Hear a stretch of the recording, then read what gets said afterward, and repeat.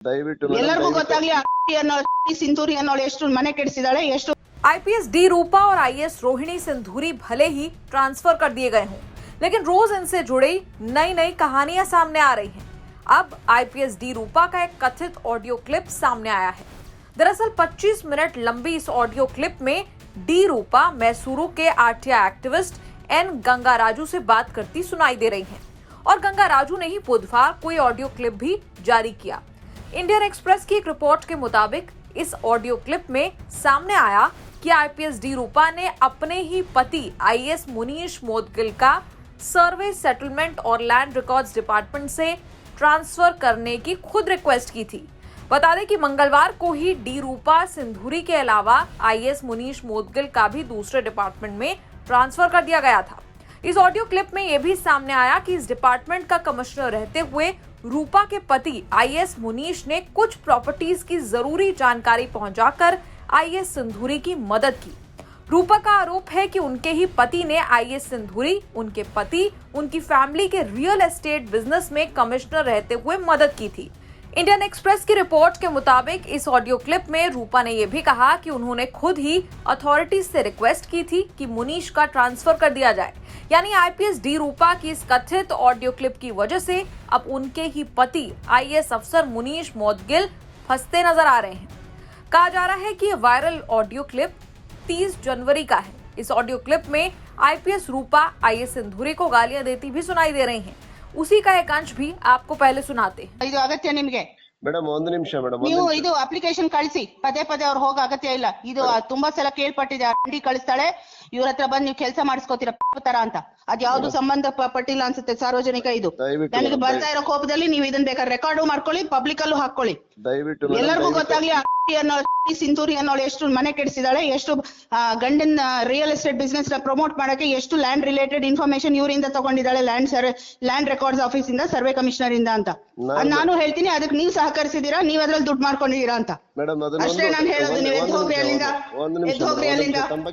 यहाँ आपको एक बात समझनी जरूरी है, वो ये कि आईपीएस डी रूपा और आईएएस मुनीश मोदगिल पति पत्नी हैं, लेकिन अब तक मुनीश मोदगिल का नाम इस पूरे मामले में मुख्य रूप से सामने नहीं आया था। ये लड़ाई अब तक 2 महिला अफसरों के बीच चल रही थी, यानी आईपीएस डी रूपा और आईएएस रोहिणी सिंधूरी के बीच। अब ये ऑडियो क्लिप सामने आने के बाद दोनों महिला अफसरों के पतियों का नाम भी बीच में आ गया है। वो इसलिए क्योंकि डी रूपा ने इस ऑडियो क्लिप में अपने पति के साथ सिंधूरी के पति का भी जिक्र किया। दरअसल सिंधूरी के पति रियल एस्टेट बिजनेस चलाते हैं और रूपा के पति सर्वे सेटलमेंट और लैंड रिकॉर्ड्स में कमिश्नर थे। रूपा का यही आरोप था कि आईएएस मुनीश जो उनके पति हैं, उन्होंने लैंड रिकॉर्ड्स डिपार्टमेंट में रहते हुए सिंधूरी और उनके रियल एस्टेट संभालने वाले पति की मदद की। इंडियन एक्सप्रेस रिपोर्ट के मुताबिक डी रूपा ने ऑडियो में कहा कि चूंकि मेरे पति लैंड रिकॉर्ड्स डिपार्टमेंट में हैं और सिंधूरी का फैमिली बिजनेस रियल एस्टेट का है, मेरे पास डॉक्यूमेंट्स हैं, चैट्स हैं। सिंधूरी ने काबिनी के पास किसी जमीन की जानकारी मांगी कि इसे खरीदा जा सकता है या नहीं। इसके अलावा रूपा ने कहा कि सिंधूरी ने एक प्लॉट की जानकारी भी मुनीश से मांगी। ऐसे ही कई और जमीन की जानकारी मांगी। ये भी पूछा कि क्या लैंड पर कोई लोन है, क्या जमीन पर कोई लोन है, क्या उस जमीन से जुड़ा कोई विवाद है।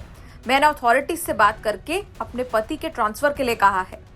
अब ये ऑडियो क्लिप सामने आया है। इसके साथ ही आईपीएस डी रूपा ने फेसबुक पर एक पोस्ट किया, लिखा कि डियर मीडिया, अपना फोकस आप रोहिणी सिंधूरी के भ्रष्टाचार पर रखें जो मैंने उजागर किया।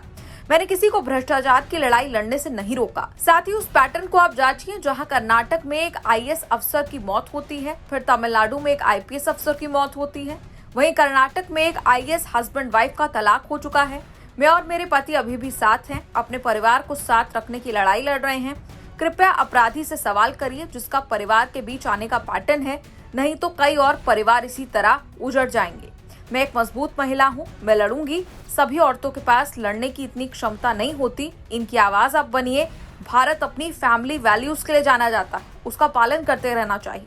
धन्यवाद। बता दें कि आईपीएस डी रूपा और आईएएस सिंधूरी के बीच ये मामला 19 फरवरी को तब शुरू हुआ जब आईपीएस डी रूपा ने सिंधूरी की कुछ तस्वीरें सोशल मीडिया पर डालते हुए आरोप लगाया कि ये प्राइवेट तस्वीरें उन्होंने 3 पुरुष आईएएस अफसर को साल 2020 और 21 में भेजी थी।